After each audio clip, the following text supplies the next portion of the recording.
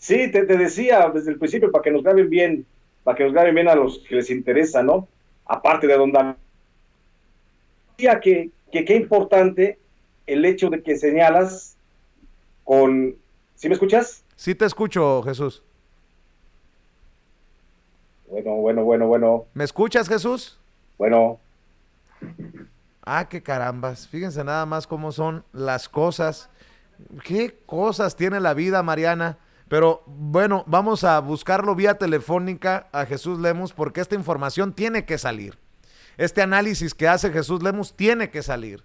Estas dosis de realidad tienen que salir.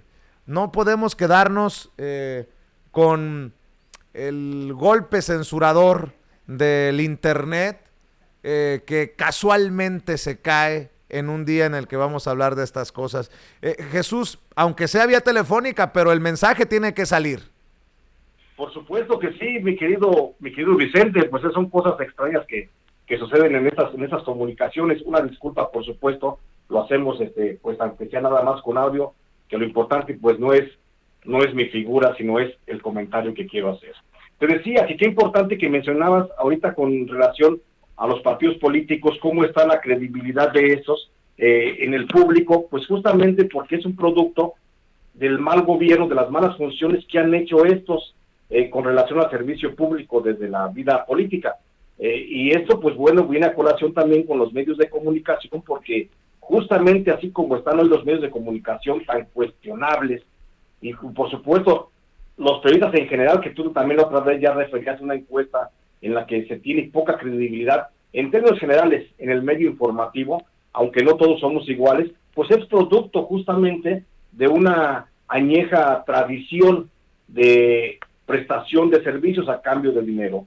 Y qué importante que el presidente López Obrador ponga el dedo en la llaga a señalar los montajes a los que, al menos en los últimos 2 sexenios, muchos supuestos periodistas y medios de comunicación han recurrido de manera perversa para servir al poder y servirse también del poder en torno.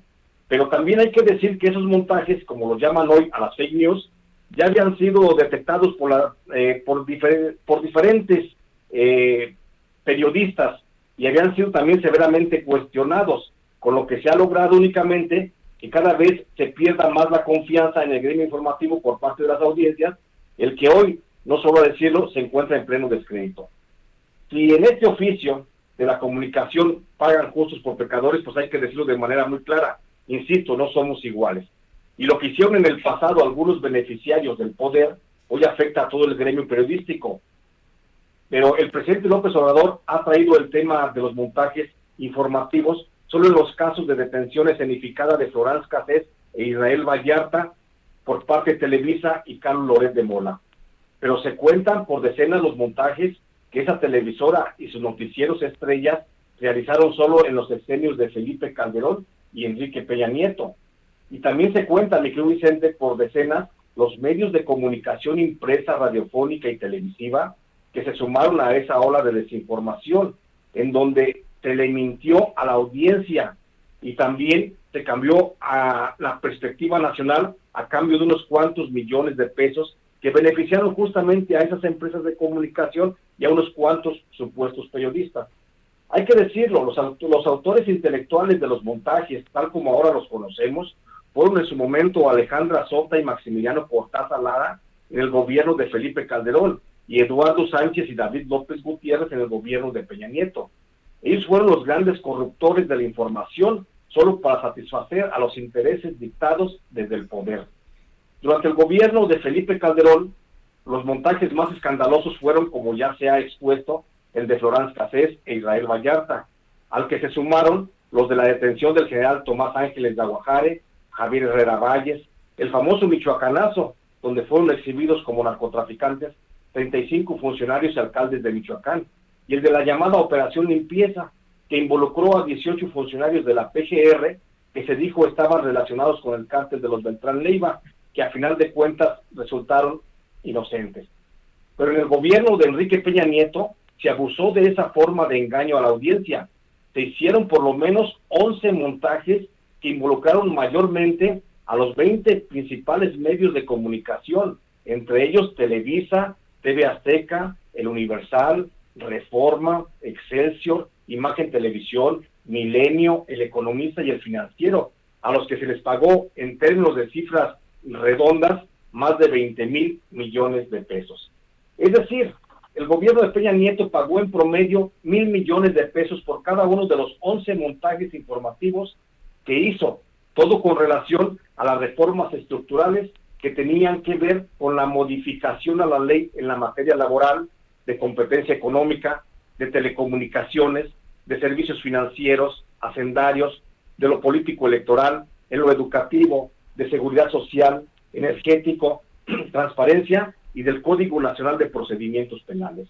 Así, periódicos como El Economista y El Financiero aplaudieron en forma reiterada, a manera de montajes porque no expresaban realmente la realidad, las reformas a los servicios financieros y a las relacionadas con Hacienda y las telecomunicaciones, y claro, las que tenían que ver con la reforma energética, que se anunciaron en su momento como la panacea para el crecimiento económico del país, sin ver que se estaba realmente entregando la nación y sus recursos a intereses extranjeros. Televisa, TV Azteca y El Universal también montaron una falsa percepción de la información con relación a todas las reformas estructurales del gobierno de Peña Nieto, haciendo creer a sus audiencias que México transitaba hacia el camino del desarrollo económico, sin mencionar ni por equívoco lo pernicioso de la modificación a las leyes que favorecía a México para que fuera quedando en manos de un reducido grupo de empresarios morales. Reforma, Excelsior, Imagen Televisión y Milenio también desplegaron en titulares y cabezas de portada sendos textos desinformativos hablando de las reformas del Estado de Peña Nieto, sin explicar a fondo cómo era su obligación la perversa entrega del gobierno, su recaudación fiscal, recursos naturales y sistemas de telecomunicación a manos de un grupo de la iniciativa privada.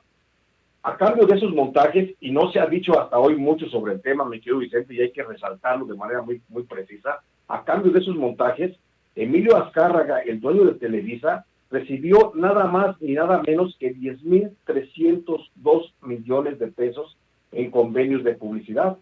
El dueño de TV Azteca, Ricardo Salinas Pliego, obtuvo 6,777 millones de pesos.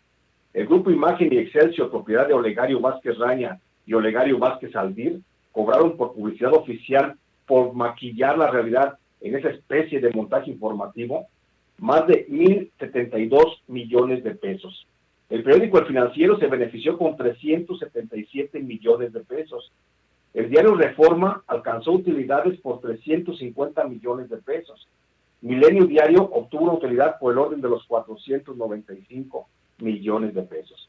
El Universal facturó 1,519 millones de pesos y El Economista otros 253 millones.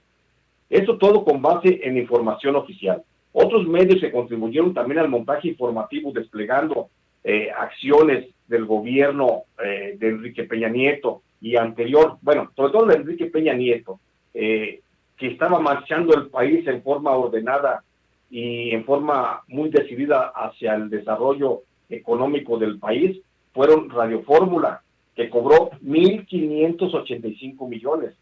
Telefórmula se benefició con 317 millones de publicidad oficial en 6 años del gobierno de Peña Nieto.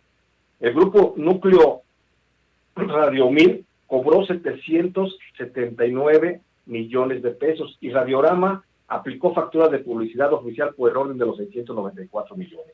La lista sigue, mi querido Vicente. El diario La Jornada se benefició también con 582 millones de pesos por convenios de publicidad y al servicio del gobierno federal de Peña Nieto. El grupo Radio Centro cobró 832 millones de pesos. Por su parte, Estéreo Rey, México, cobró 477 millones. El periódico La Crónica Diaria ganó 356 millones con esas campañas de desinformación. El grupo radiofónico ASIR se llevó nada más y nada menos que 337 millones de pesos. La empresa Multimedios obtuvo contratos por 327 millones de pesos y el periódico digital Sendero, a través de los portales SDP Noticias y el de Forma, cobró 152 millones de pesos.